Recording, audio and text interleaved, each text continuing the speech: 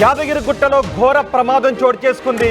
పెద్ద కందుకూరులోని premier explosive కంపెనీలో పేలుడు సంభవించింది. పెద్ద శబ్దంతో అక్కడ రియాక్టర్ పేలింది. ఈ రియాక్టర్ పేలుడు కారణంగా ఒక కార్మికుడు అక్కడికక్కడే చనిపోయాడు. 7 కార్మికులు ఈ ప్రమాదంలో తీవ్రంగా గాయపడ్డారు. తీవ్రంగా గాయపడ్డ కార్మికులను అంబులెన్స్లో ఆసుపత్రికి తరలిస్తున్న దృశ్యాలు ఆర్టీవీ స్క్రీన్ పైన చూస్తున్నాం. ఒక కంపెనీలో రియాక్టర్ పేలడంతో ఈ ప్రమాదం చోటు చేసుకుంది. 7 కార్మికులకు తీవ్ర గాయాలయ్యాయి. భారీ శబ్దంతో రియాక్టర్ ఒక్కసారిగా పేలిపోవడంతో గాయాల పాలైన కార్మికులను ఆర్టీవీ స్క్రీన్ పైన చూస్తున్నాం. మరికొంతమందికి అంబులెన్స్లో ఫస్ట్ ఎయిడ్ చేస్తున్న దృశ్యాలు కూడా మనం చూస్తున్న మహిళలకు కూడా గాయాలయ్యాయి.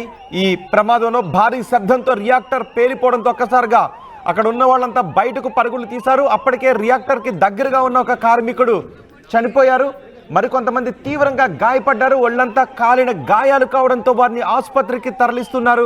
భారీ శబ్దంతో రియాక్టర్ పేలడంతో కార్మికులంతా భయభ్రాంతులకు గురై పరుగులు తీశారు. మంటలను అదుపు చేయడానికి ఫైర్ ఇంజన్లను కూడా అక్కడికి రప్పించారు.